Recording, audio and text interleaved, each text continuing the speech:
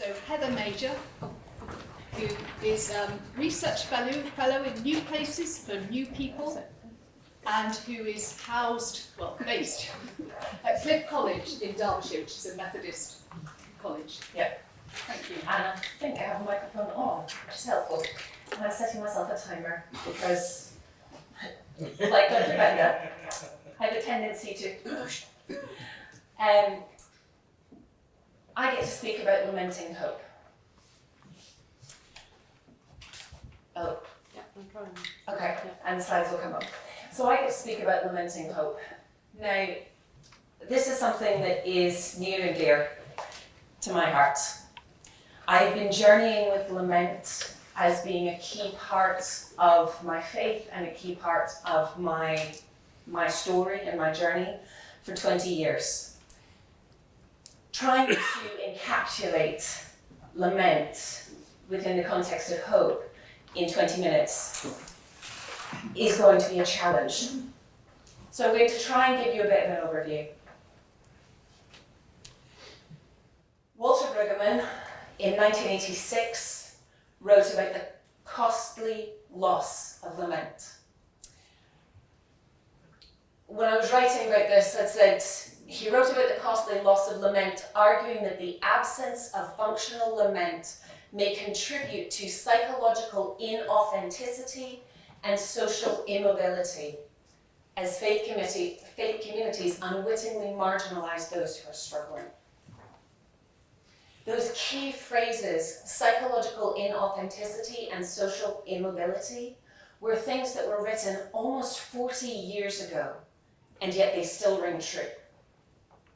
We are still in an environment in which our churches, our communities do not engage with lament. They often have no teaching, no training, no understanding. When we're thinking about biblical lament, and my master's degree was in Hebrew Bible Old Testament, my PhD is in practical theology, rural church and mission. So there's nothing quite like bringing those two worlds together. Nicholas Wolterstorff talks about biblical lament as giving voice to the suffering, regardless of the cause. So suffering relating to anything.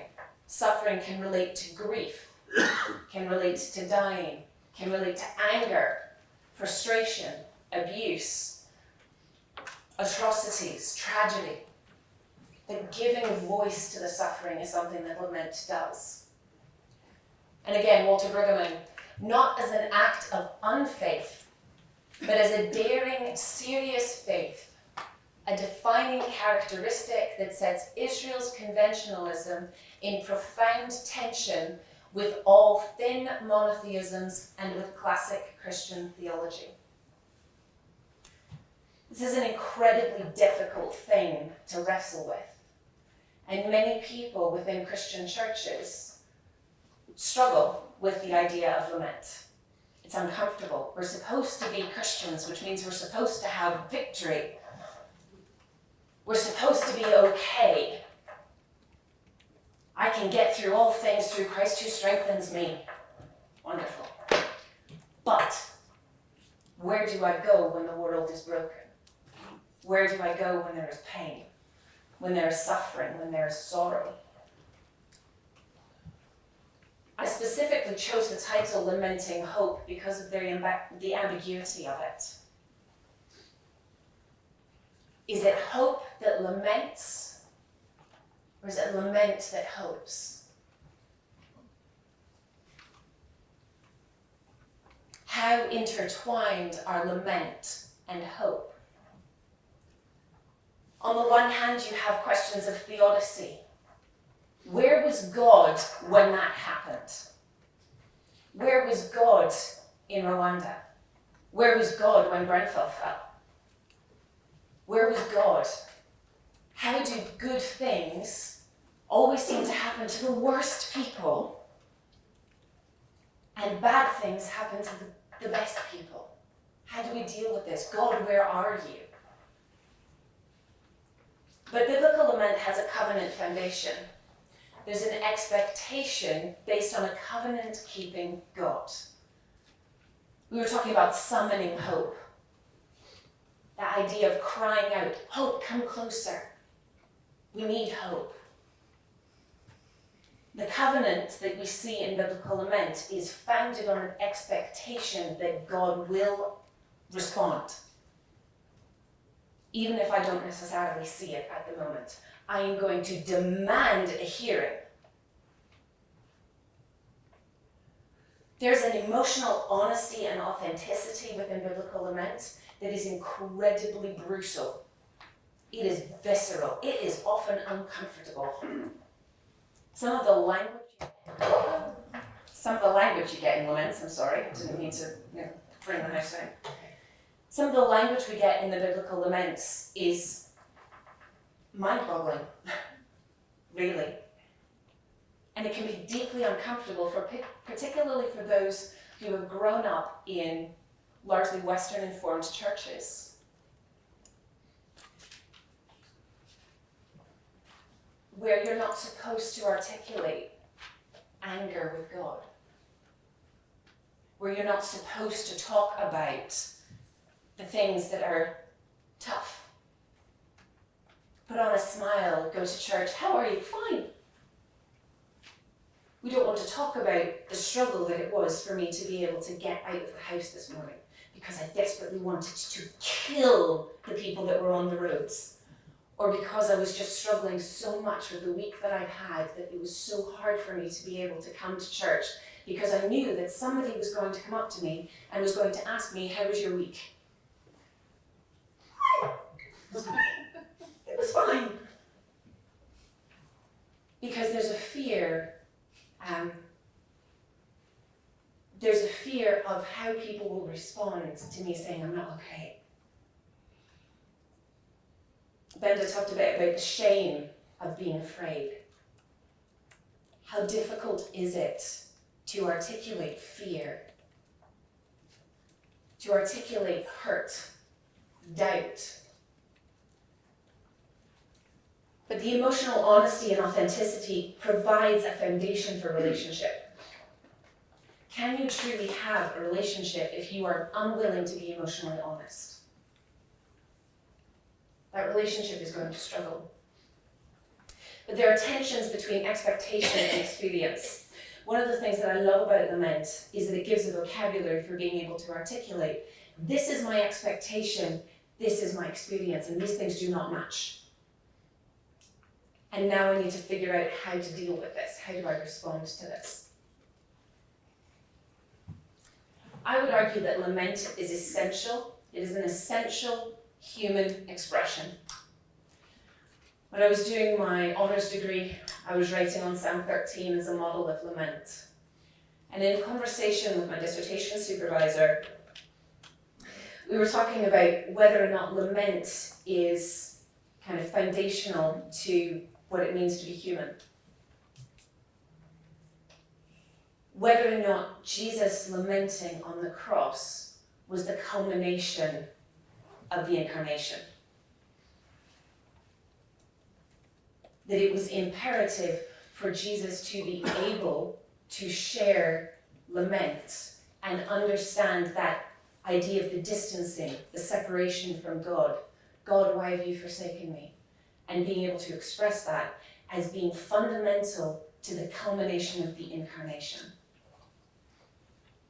Which I have to admit, I sat and went, ooh, oh, that's interesting.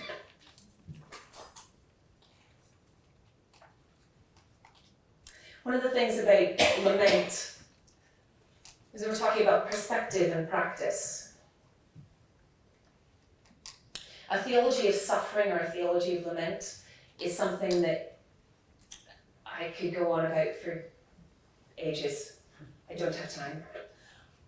But a theology of suffering and a theology of lament, I think we need to take that seriously. We quite often talk about theologies of reconciliation. We talk about theologies of justice. We talk about peace. We talk about hope. But where's our theology of suffering? Where's our theology of lament? Because if we don't have a theology that deals with expressing the hurt and the suffering, it is superficial at best.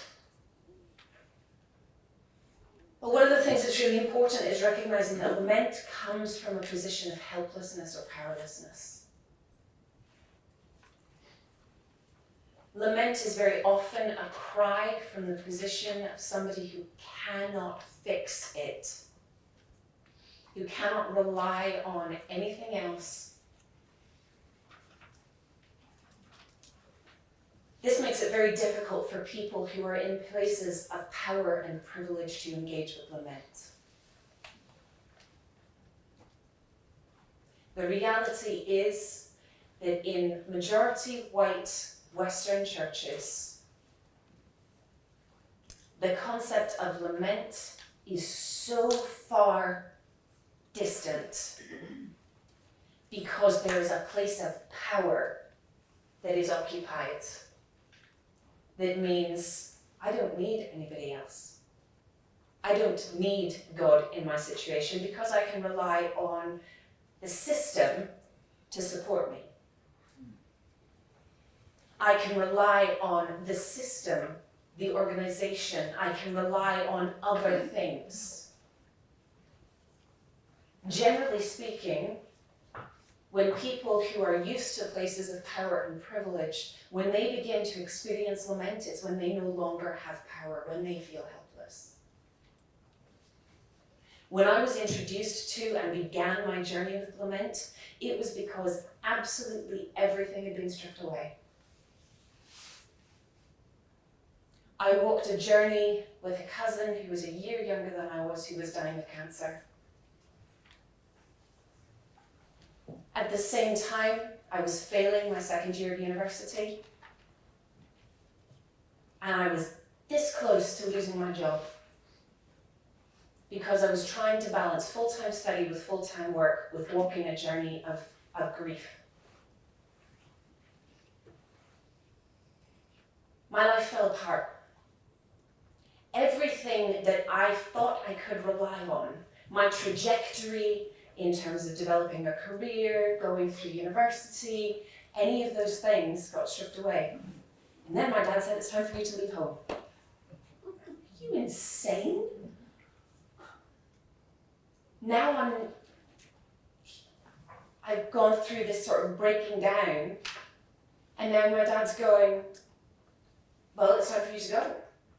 You've been broken down, now it's time for you to learn who you are. Goodbye. Oh. And so I had to lament. I had to engage with that. I had to begin a journey, but that began a journey that then subsequently continued. I have found throughout my journey that it's when I lament, it's when I come to that place of brokenness, that is when I feel the closest to walking with God, because that is when I'm engaged in authentic relationship. But it means laying down power, laying down privilege, and being able to say, you know what, I can't do this, I can't fix this. When I was writing up my dissertation, I came across a book, and there was a chapter in it titled, What Can Miserable Christians Say? I thought, oh, okay, let's be honest. Most of our worship services, very good on kind of victory and praise, very bad on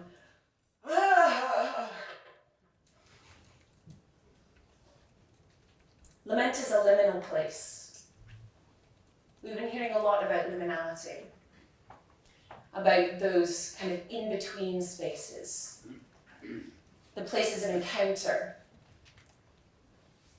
thresholds, borders, thin places. But one of the things that lament does, or authentic lament does, is that it names the reality. It doesn't try to dress it up, it doesn't try to get caught up in the romanticism. I mean, yes, you can find the most extraordinary flowery language in order to try and express the fact that things just aren't going terribly well and this is what's going on and all the rest. But actually there is that kind of gut cry. That gut cry that has no words. There are places where there is simply, I just have to say it like it is and I can't dress it up anymore. And sometimes it doesn't have words. Emmanuel Katongole is a Roman Catholic Ugandan. And Kathy Ross has referenced his work at different points as well. Lament is what sustains and carries forth Christian agency in the midst of suffering, because arguing and wrestling with God is an expression of hope that is both theological and practical. And then again, lament is an invitation to theopraxis, as a passionate advocacy with and on behalf of God's crucified people throughout history that is based in the covenant and character of God. I really like the phrasing in this because it's real. Lament is so much more than kind of complaint. Lament is about advocacy. Lament is about arguing and wrestling with God. It's not just a kind of happy little prayer that you pray and then you move on. Biblical lament in the Psalms,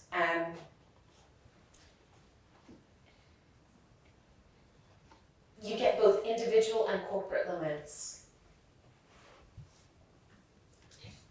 At the most conservative estimate, a quarter of the Psalms could be classified as lament, but it's nearer to a third.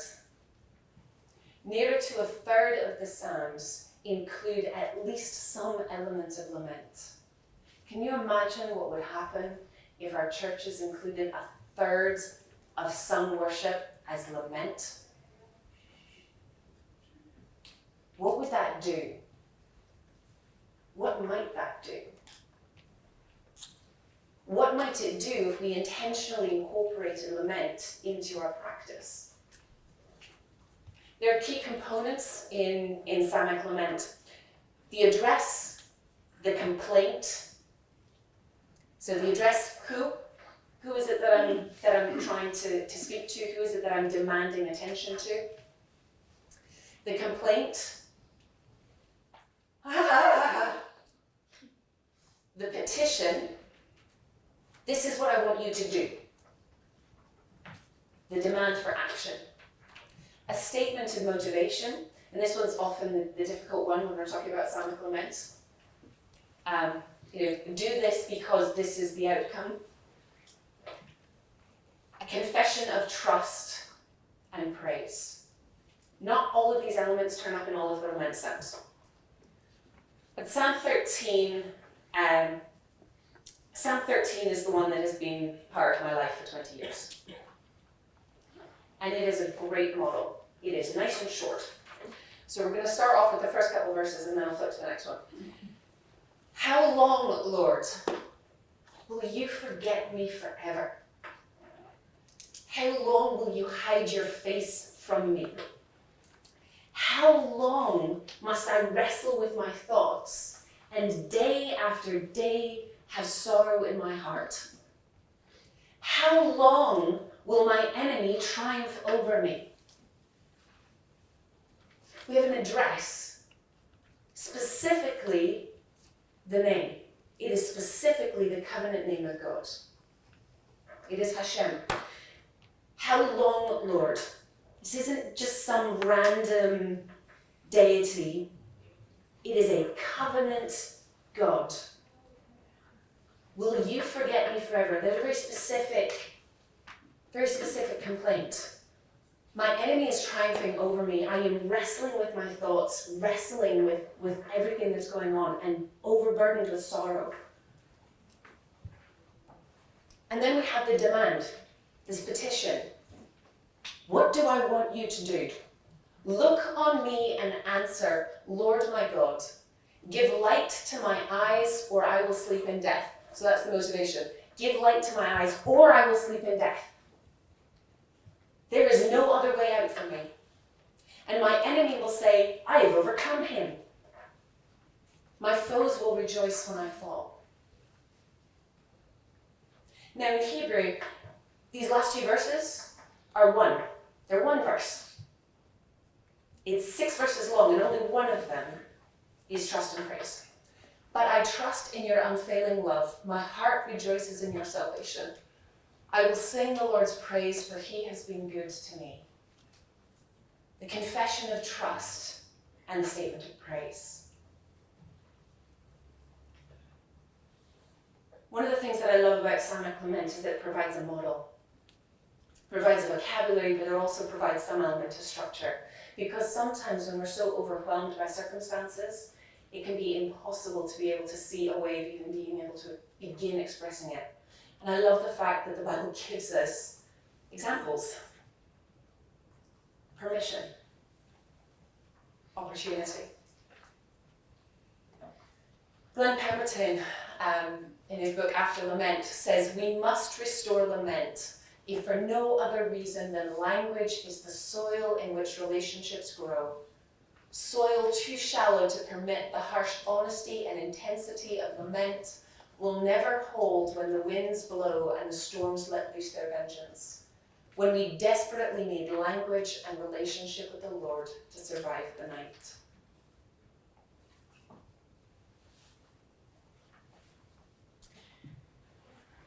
So as my sort of last thought, I would challenge you and encourage you to engage with lament. As you go out from here, thinking about hope, I want you to also think about this idea of lament. Holding these things together.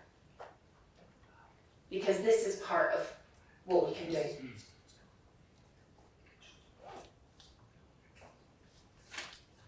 Sometimes we need more than words. Sometimes we need more than conventional ways of being.